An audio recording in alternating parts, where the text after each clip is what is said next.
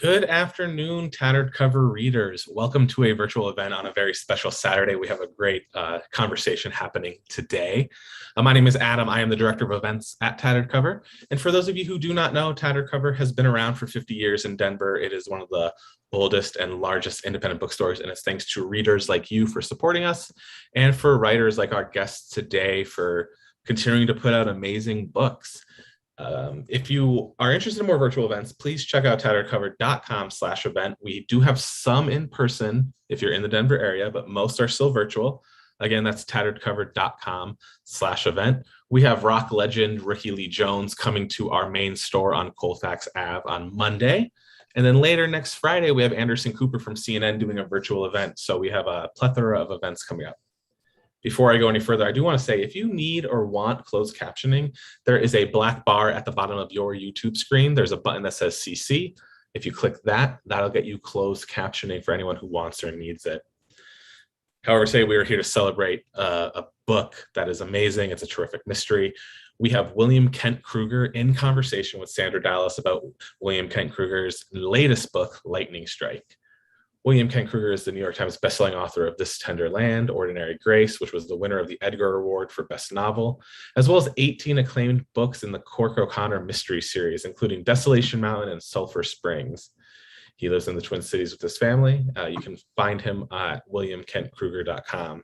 He is in conversation with Sandra Dallas, who is the New York Times bestselling author of 16 adult novels, 4 young reader novels, and 10 nonfiction books, and was dubbed a quintessential American voice by Jane Smiley in Vogue magazine. Sandra's novels, with their themes of loyalty, friendship, and human dignity, have been translated into a dozen foreign languages and have been optioned for films.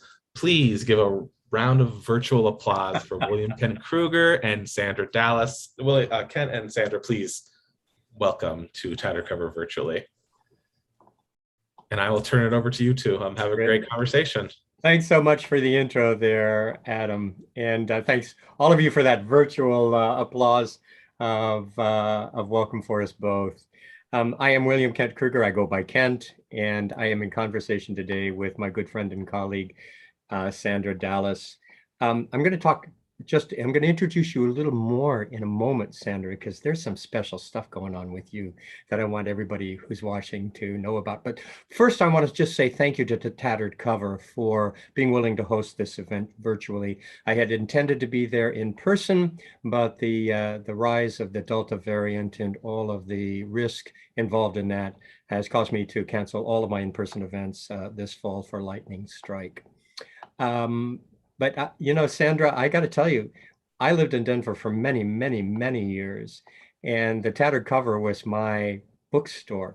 But I would go to the Tattered Cover back in the days when it was still in the Cherry Creek area. Do you remember those days when it was? Oh, I do. Yeah, and it was just such a wonderful bookstore.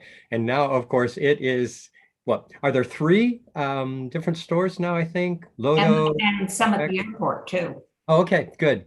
So congratulations to Tattered Cover. And for those of you who are watching, if you would like to purchase any of my books or any of Sandra's many novels, please do so through the Tattered Cover.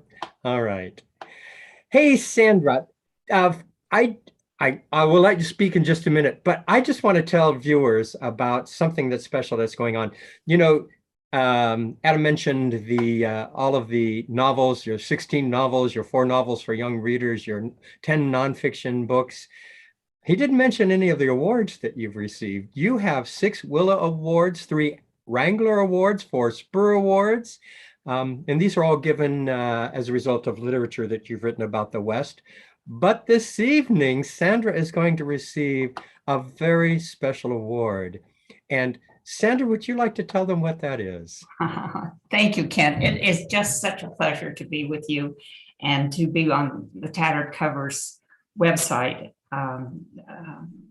now. And I want to congratulate you on Lightning Strike. It is just wonderful. Tonight is the Colorado Authors Hall of Fame, and I'm one of the authors being inducted. There are, I think, 12 living authors and 4 deceased authors.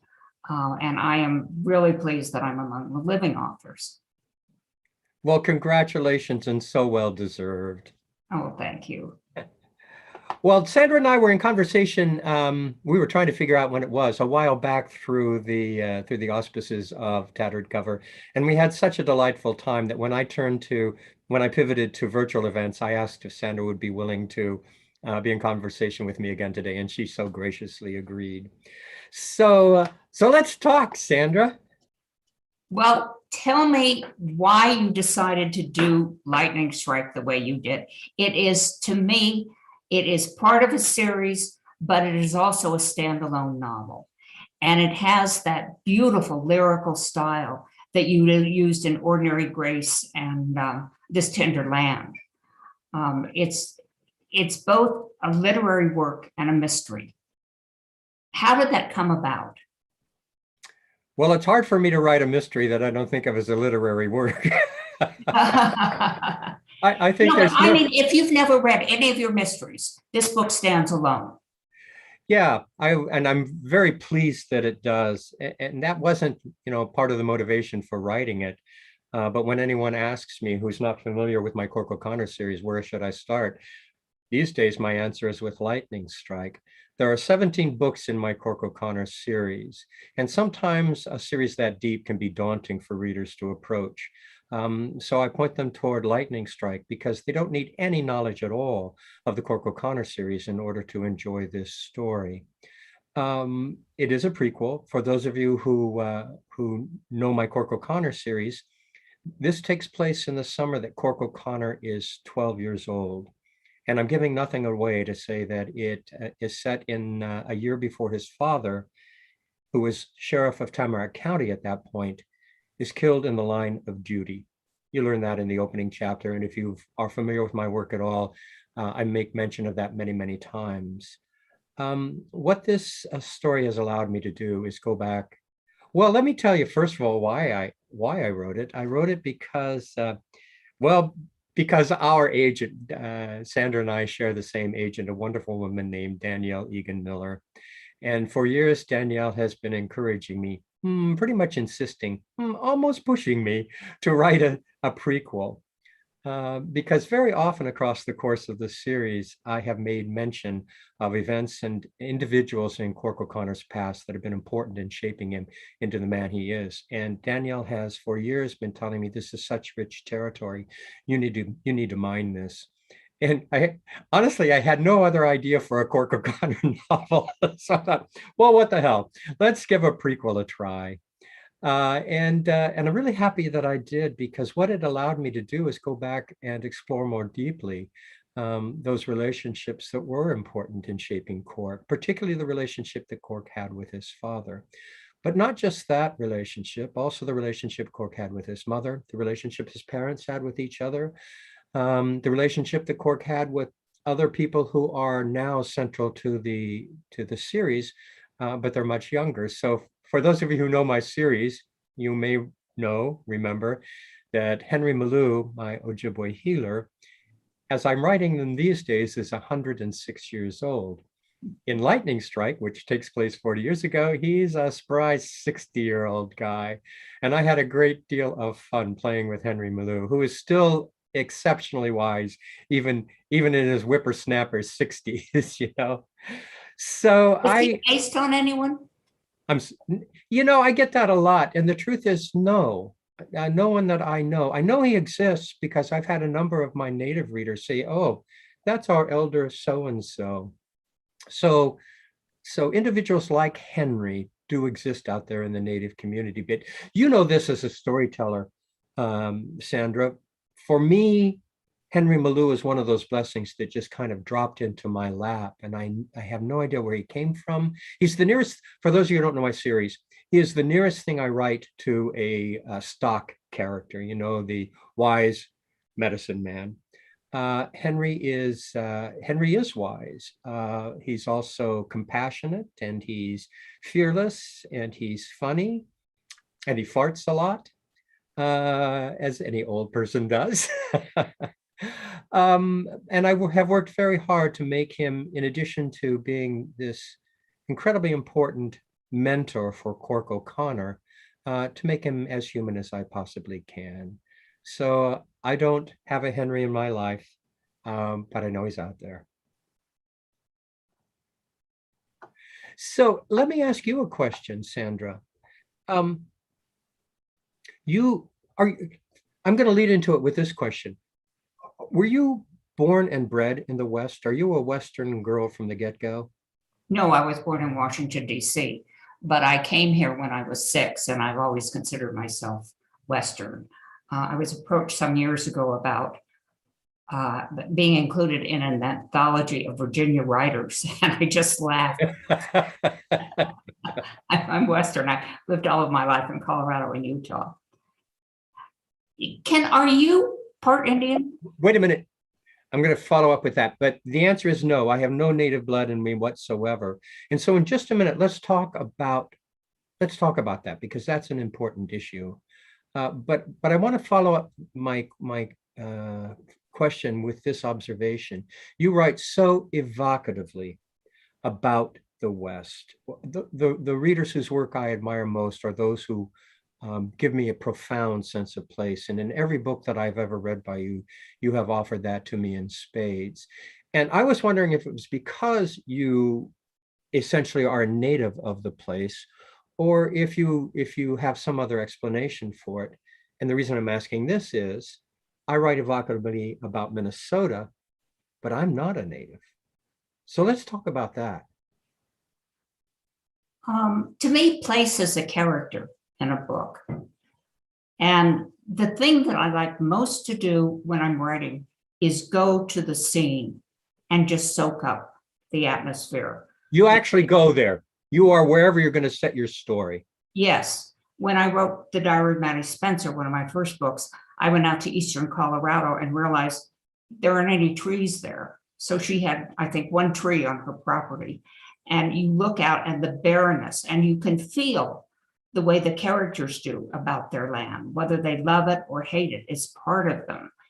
And I don't know where, I guess we're observers. And I was a reporter for years and wrote a lot of things. One section I edited of Business Week was that kind of where you wrote about a place. And so that's always been very important to me. So how, as a non-native, did you pick up the background? Well, one of the things that I've always wondered about for people who are born and bred in a place is, do they become immune to the beauty of the place?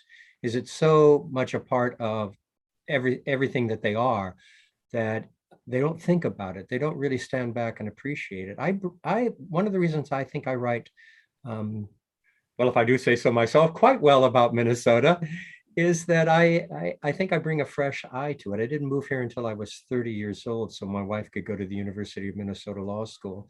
I was a nomad growing up. My family moved all over the place, and I never really had anywhere that I thought of or called home. But I swear to you, the minute I set foot in Minnesota, in my heart, I knew I'd found home. I fell in love with this place. And so when I write about it these days, it's sort of I'm always writing a Valentine to this adopted home of mine. And everywhere I go, I feel like I'm seeing it with new eyes. And I just look at all of the beauty here, whether it's the agrarian beauty of southern Minnesota, or that Paul Bunyan rustic beauty of the great North Woods up north. I look at it with a sense of wonder. And I always want a reader to feel, when I deliver a story to them, that it's a Valentine coming from my heart. Maybe we develop a way of seeing things. I remember going through Fort Madison, Iowa, on a trip once and saying, if I ever wrote a novel, I'd set something here so I could come back and spend time in this little town. And I did. At that time, I had no idea I'd ever write novels. But I think you observe. I think you train your eye to see things, whether you live there and it's yours, or whether you're seeing it as a stranger. I don't know about you. I also make sure that I have gone to the places that I'm going to write about. And I always try to make sure I'm there in the Cork O'Connor series, in the season in which that particular story is set. So I know what are the colors like, and what are the smells like, and what are people wearing, and what are people talking about in this season. But I also take a camera along with me, and I take a gazillion photographs. But the truth is, Sandra, when I sit down to write the story, I never look at those photographs. It's like that has helped me capture everything in my head visually, and the rest of it just kind of come. I think it's one of the reasons we're storytellers is that for whatever reason possess the ability to kind of soak up all of the sensual details of a place, so that when it's time for the story, we kind of wring them out and they come out onto the page. You learn to observe. I've been in the grocery store and overheard a little bit of conversation and written it down. If I don't write it down, I remember it wrong. But you were constantly looking at things. I have a little piece of paper on my desk where I wrote something about the sun setting late in the afternoon on a snowy day, and what it was like when the shadows of the mountains came across and it was cold. I think you constantly see those little things, and I think you record them, whether mentally or whether you actually write them down. Yeah, whenever I see something that I think is memorable, I find myself trying to find the words. Okay, how would I put this on the page? And I'm always doing that, and it kind of gets set in that way. Maybe my words become my photograph. I don't know. Well, talking about observation, where did all your knowledge of Indians and Indian life come from? Was that observing it, reading it? Some of both, and talking with those who have become my friends in the Native community here. My decision to include the Ojibwe, the Anishinaabe, that's the largest tribal affiliation here in northern Minnesota, as a part of my work was, I have to be quite honest, was a mercenary decision in the beginning. I had been trying forever to write the great American novel to no great avail, and went through a midlife crisis in my 40s and said, to hell with the great American novel. I want to write something somebody might actually want to read. So I looked around me to see what everybody reads. You know what everybody reads, Sandra? They read mysteries. Yes, of course. Yeah, it's the genre whose appeal cuts across all socioeconomic levels. So I decided I'm going to write a mystery. Now, here's a confession coming from a mystery writer. Before I began to write mysteries, I didn't read them. My father was a high school English teacher, and he had convinced me early on that mysteries were the poor stepchildren of literature. So I didn't even read Nancy Drew or the Hardy Boys when I was growing up. So I had a lot to learn. And I began to read mysteries. And one of the first guys I read was Tony Hillerman. And you know Tony Hillerman. For those of you who don't know that name, Tony Hillerman was an icon in the mystery genre. He wrote a series that was set in the Four Corner areas of the Southwest and that dealt significantly with the culture of the Diné, the Navajo. And when I read Hillerman's work, I just saw how, first of all, what a profound sense of place are in all of his stories. I love that. And how seamlessly he wove the cultural information into his stories. And I thought, well, nobody's doing that with the Ojibwe here in Minnesota. Maybe that's what I should try. So I decided to include the Ojibwe. What did I know about them at that point? About what every white person knows about our Native brothers and sisters, nothing. But I was a cultural anthropology major in college. So the idea of learning about this culture, not my own, was exciting to me. And I began in the way, like you all good academics begin. I began by reading. I read everything I could get my hands on, all the early ethnographies, works by Shinab writers themselves. And when I thought I have a pretty good grasp of the Ojibwe culture, I began to write my first novel in the Cork O'Connor series, Iron Lake. And I had met people in the Ojibwe community at that point. And when I finished that manuscript, I asked them to read it and vet it for me, which I still do. When I have a manuscript finished, I ask one of my Ojibwe friends, at least one of my Ojibwe friends, to read it and vet it, so that I haven't said anything that's too stupid or even worse, offensive. But I'm constantly learning about the Ojibwe people. I'm constantly reading. I'm constantly checking in with the community. Because, the truth is, I am a white guy. I am painfully aware that I'm trespassing on a culture not my own. And so I want to do my best to get it right. And it's very interesting that you have brought in the Indian Recovery Act, Relocation Act. Relocation Act of 1956. Which was so devastating to the tribes. Yeah, I wasn't quite sure what was going to be at the heart of my story when I began it. Okay, I'll just write this prequel that Danielle, our agent, insists that I should write. I have no idea what the story is going to be. But one of my friends, a good friend, who is a police officer with the Mille Lacs Band of Ojibwe Tribal Police, talked to me once about the Relocation Act of 1956 and its effect on the Native community. And I had no idea about this outrageous piece of legislation. For those of you who don't know anything about what we're talking about, the federal government, those in the federal government in 1956, in their infinite wisdom, passed the Relocation Act. And what the act did was make a promise to Native communities. And it was this: if you're willing to leave the reservation and travel to an urban center, usually quite far away from your home, the government promised to pay for your transportation. They promised to make sure you had housing. They would give you job training and help you find a job. Well, that turned out to be a whole series of hollow promises. They did, in fact, pay for you to relocate, but the job you got was not the job that you expected you were going to get. Usually they were menial jobs. The housing was more often than not substandard.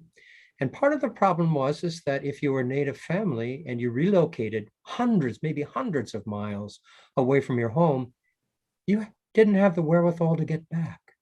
And if you did get back, you were not necessarily welcomed in the community because you chose to leave. The Relocation Act had the effect of vanishing many Native communities in this nation, which probably was the purpose of it in the beginning. In my cynical viewpoint, that was probably part of the reason for the legislation. So that was the Relocation Act of 1956. And in lightning strike, one of Cork's good friends, his family has chosen to leave the reservation. And as the result of the death of a respected Ojibwe elder, some of the family come back, and one of Cork's friends is a part of those two who come back. And Cork begins to understand the truth of the Relocation Act as a result. So that's a lot of where this story came from. You mentioned appropriating the Indian culture. The big issue today is precisely that. It's the sensitivity issue. It's the idea that you can't write about another race or another sex, that if you are a white man, you can't write about Blacks or Indians. Have you been criticized for doing that? Do you know, I have not, in terms of anyone who has actually, a Native reader who's actually contacted me. To a person, those who have contacted me have been quite appreciative of the respectful way in which I deal with the Native community. But you know, when white readers say, "Oh, I've learned so much about the Ojibwe as a result of your work," what I tell them is this: you have to remember you're reading it from a white perspective. I try not to write from inside the native thinking. Occasionally I do that, but generally speaking, not. My protagonist, Cork O'Connor, is 3/4 Irish and only a quarter Ojibwe. And what I tell them is I really simply scratch the surface. I'm trying to get you intrigued and interested and get you beyond some of the stereotypes and the prejudices that you may hold. But there are other writers who are in fact indigenous, and they're fine writers. And I try to give my readers, point them in those directions.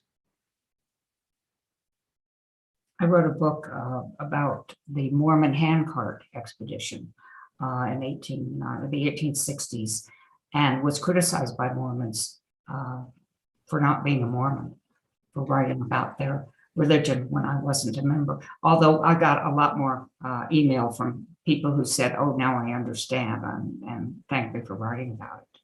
Yeah, I think I don't know about you, but I understand why there might be criticism, and I accept that. But here's the thing about being a storyteller, and I don't know if you believe this as well. I think one of the reasons that you and I are storytellers, or that anyone who's a storyteller is in fact a storyteller, is that for whatever reason, we possess the ability to sink ourselves deeply into the imagining of a perspective, an event, a situation that we have not ourselves experienced or have been a part of, and somehow find the words to create this as a real emotional experience, a true experience for the reader. And to, as a storyteller, to limit yourself to only that which I absolutely know seems to me such a travesty in storytelling. I agree. So what's next? What does Danielle insist that you write next? And she does, doesn't she? But the thing about Danielle is, for me anyway, she knows my writing better than I do. She knows better than I what I can do and can't do. So does she in fact point you in directions? She makes suggestions. Yeah. And they're pretty firm suggestions. Well, no, I won't say that. She gives me things to think about. Yeah, she, with the exception of Lightning Strike, which she has urged me to write for a very long time, Danielle really gives me free rein. For those of you out there who have no idea how publishing works, Danielle Egan Miller, our agent, is for me my first real editorial eye. Yes. And I so respect and am grateful for how carefully she reads our work and how astute her comments and suggestions are, so that by the time I send it to my editor at Simon & Schuster, it's about as good as we can get it together. But of course, editors have their own take on a story and are more than willing to give you additionally good ideas for making the manuscript better. When Danielle accepts a manuscript after, and she frequently has me go back and rewrite any number of times, but when she accepts it, I'm pretty sure it's going to get published. That my absolutely, my editor will make some changes. But hey, you were a journalist, I know. One of the things that I think we do as writers is we try to write the truth as much as we understand the truth. But I was reading in an article about you, because I did some additional digging before our conversation today, and this tickled me, and I just love this. As I understand it, you once described Morrison, Colorado as a mangy little town, and that as a result, the Morrison town trustees responded by declaring you a persona non grata. Is that true? it's true. And then the next year they asked me to judge their parade. So I guess they either have short memories or they're very forgiving. Or maybe a little of both, who knows? Oh, that's terrific. Because, I think we, as much as possible, we should tell the truth as we understand or see the truth.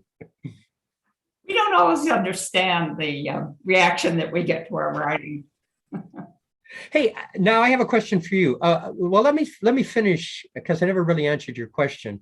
What is Danielle insisting I'm working on next? But she hasn't really insisted, but I have finished the manuscript for the next novel in the Cork O'Connor series. The only thing that's uncertain about that at this point is what the actual title is going to be. The first title I gave my publisher, they really rejected out of hand. They didn't like it at all.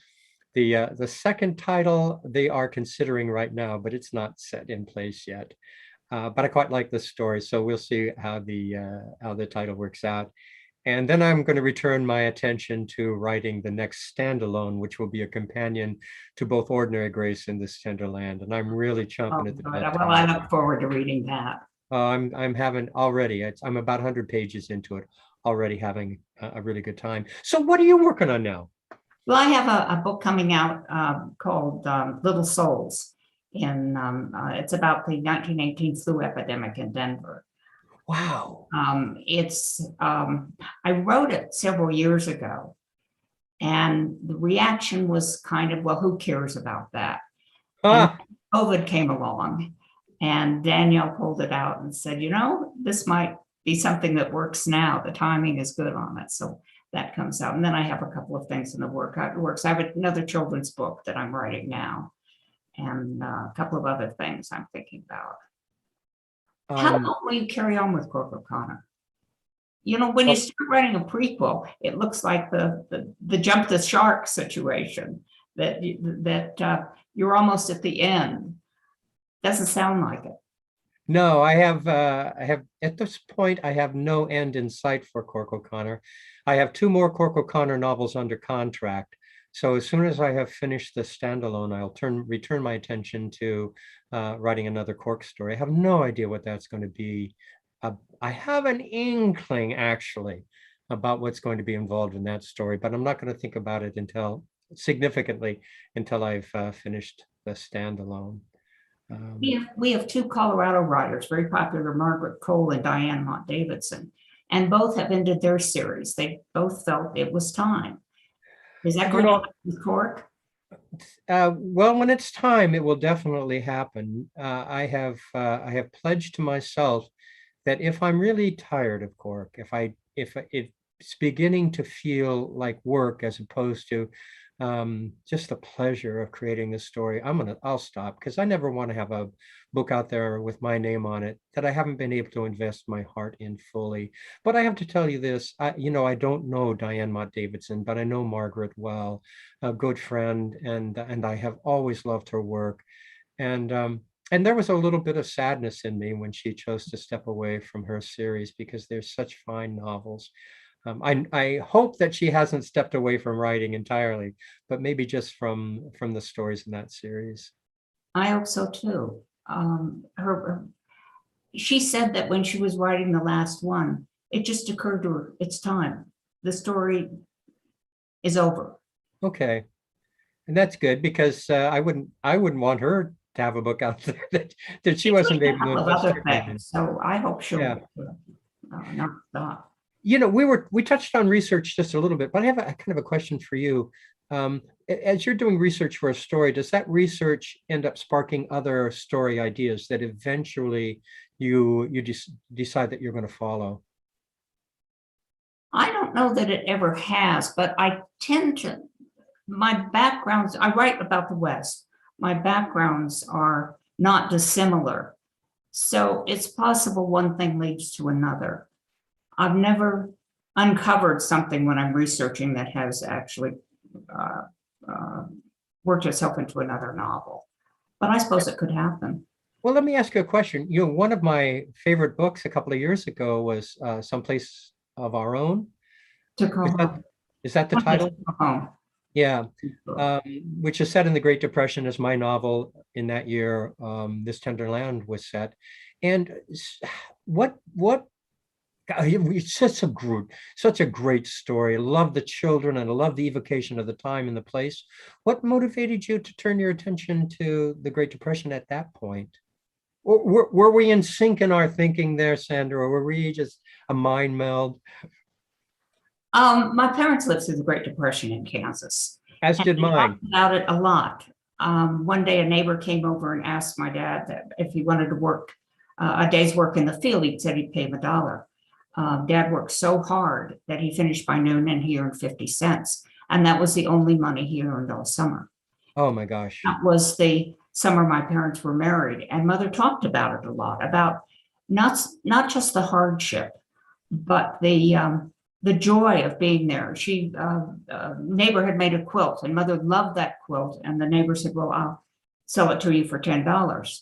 And Mother didn't have $10. And the day before Mom and Dad left, she came over and said, would you pay $7 for it?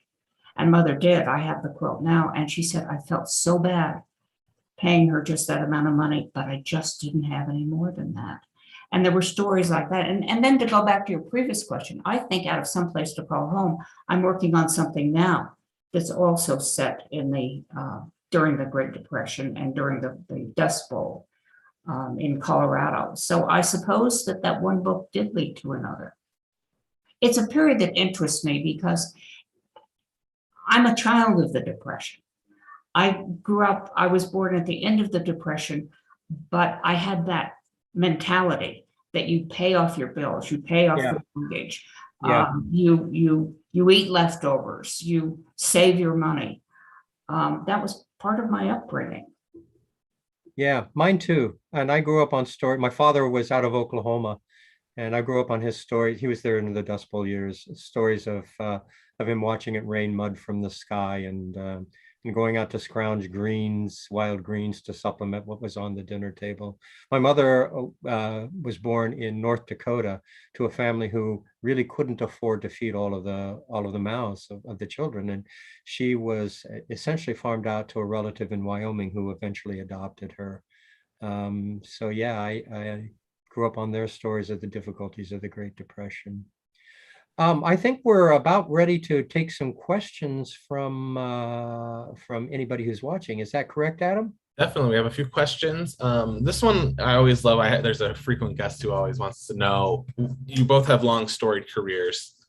What piece of information, writing advice, do you know now that you wish you knew on your first few novels? Do you have anything, Sandra? I've got something. Virtually everything, including how to use a computer. When I started out, it wasn't even an electric typewriter. It was just a plain typewriter. My advice is always just do it. That if you sit around waiting for lightning to strike, it's not going to happen.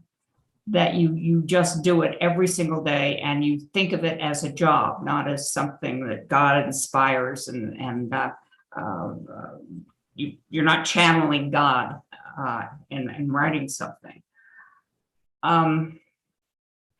There's just so much I didn't know when I started out, and it was just a learning process the whole way through. You know, when I first I tried for many years to write the great American novel as Ernest Hemingway might have written it. Because when I was 18 years old, my father, the high school English teacher, insisted I read Hemingway, and I fell madly in love with that guy. And at 18, I wanted to be Ernest Hemingway. So I tried for way too long to write that great American novel as he might have written it, which was stupid on so many levels. And it wasn't really until I was much older that I discovered the writer I could be and discovered the voice that was right for me. So my advice always is, don't ever try to write like somebody else. Your time is going to be so much better spent discovering the unique writer you can be. But that's not necessary. I don't necessarily agree with that, because I think you start out trying to follow somebody else. You have goals you set, and then you deviate. Then you find out who you are and what your writing style is. And that I did the same thing. You know, I tried to write like writers I liked. And at some point, I just developed my own voice. You know, I used to teach creative writing, and the first thing I would say to my students when they walked into my class was this: if you're here because you think it's going to be really cool to call yourself a writer, or you think you're going to get rich and famous at it, I can almost guarantee you'll be disappointed.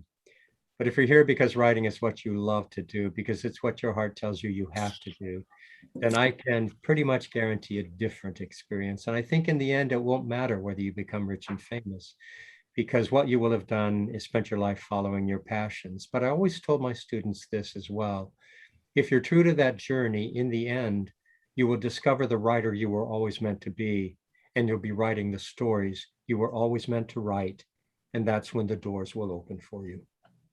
The rich and famous thing, particularly the rich thing, I have a check here for 35 cents.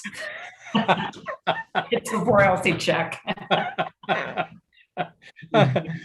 I'm sure that only represents a small portion of what you receive in a year. It cost Danielle a 50-cent stamp to send. Yeah, that's great. Both mentioned like the publishing industry briefly, you talking about your agent.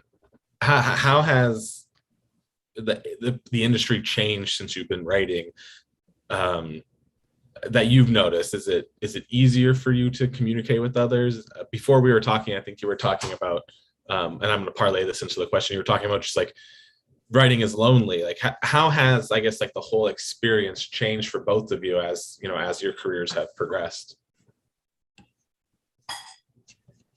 Well, you know, Sandra, when we were, before folks joined us, you and I were talking about the fact that a writer's life is, at least the work part of a writer's life, is a fairly solitary endeavor. We typically work alone, and it can feel like you are separated, distanced from others. For me, that changed dramatically when I entered, when I published my first mystery, and I entered the mystery community, and I discovered that there is this incredibly large, very caring and generous community out there that I became a part of. And so there have been many conferences, many workshops that have brought me together with other writers. Many of those conferences, however, have gone by the by. They've become fewer and fewer over the years. So the opportunity to gather with other writers has become less and less. And I have to say, I do miss that opportunity to make that connection with other writers, because nobody understands a writer like another writer, you know? So in terms of the community, that's how I've seen change. What about you, Sandra? My writing community tends to be friends who are writers. I'm not much of a joiner, although I do belong to Women Writing the Western and Western Writers of America, which are very supportive groups. But I have several friends who are writers, and we get together frequently, and we have a house in the mountains, and we have a writer party every summer. And the value of that is, I've heard one writer say to another, was complaining about something, and another writer said, "That happened to you? That happened to me too. What did you do about it?" And so we do need that input from other writers, and we don't always get it. As much as I love my family and other friends, they don't really understand what it is to be a writer and what the kinds of problems we have. I think in terms of the business side of it that I've seen is, when I broke into the business, it was just at the dawn of word processing. And back in the old days, if you wanted to write a novel, you had to type that sucker out yourself or pay somebody to type it out.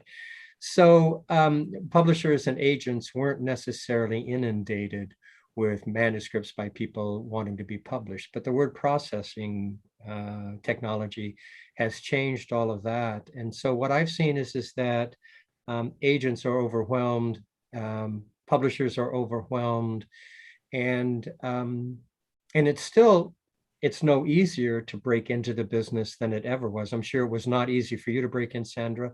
It was not easy for me to break in. But technology has made it possible, if you don't want to go through the more traditional channels, to publish yourself. The platforms are out there. The technology is simple. It's rather inexpensive. And to get your book on any of the internet selling platforms is not that difficult at all. What's difficult now for readers is to sift through so much of that dross that's out there to find what's really worth spending your money on. And, I guess it's probably always been that way. The big change that I've seen is in promotion. When I started out, you had book signings. Your publisher would send you to several cities, and it was always a nice thing to do because you'd be met by an escort, and you stayed in a nice hotel and had dinner and all that kind of thing. Now it's completely different. You don't get newspaper reviews the way you used to. And that was essentially where the reviews were, in newspapers or magazines.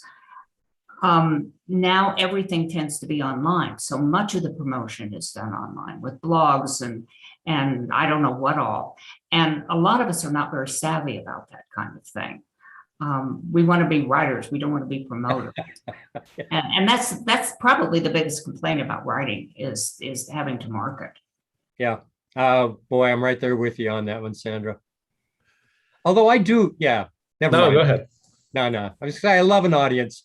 I still love it when I'm able to convince my publisher to let me go some of the places I really want to go. It is nice. That part of it is. And meeting with readers and connecting, and sometimes they tell you things that you don't know. That you think one character has done something one way and they'll tell you something different. And that is a tattered cover and just being there. It's very rewarding. And one of the huge changes as a result of the pandemic is I Zoom now with so many groups. Since the pandemic descended, I think I have Zoomed with probably about 300 book groups internationally. So I'm able to reach a broader audience that way. And I have actually found it to be, I can have a pretty intimate conversation with a group as a result of Zoom. So I appreciate this aspect of the technology. And that's for me has been maybe a small silver lining to the pandemic is my awareness of this. Definitely. I mean, we love having, writers from all over who may not have been sent to Denver because it wasn't just on the publisher's tour stop. Well, we're running out of time, so I want to thank both of you for a really great conversation. It was so lovely to sit in and listen to this. Super intimate, like you said, Ken. Like it was just two friends talking. So thank you so much. Where can we said it at the top of the hour briefly, but where can we find you on the internet, both of you? Do you use Twitter? Where should readers connect with you? Well, I have a Facebook page and I'm on Twitter, and my website is www.williamkentkrueger. So I'm pretty easy to find. I am too. I'm on Facebook and I'm not on Twitter, but I have a website, sandradallas.com. Perfect. And for everyone out there listening, thank you for tuning in on a Saturday. We had a great audience out there tonight, or today, this afternoon. It's still bright out. If you haven't purchased Ken or Sandra's books, you can get them at titledcover.com. If you purchased a book for today's event, it will be mailed out next week, so stay on the lookout for that. Thank you both, Ken and Sandra, for joining us on this lovely Saturday afternoon. Thank you both again so much. You're welcome, Adam, and thanks everybody who tuned in. Bye-bye.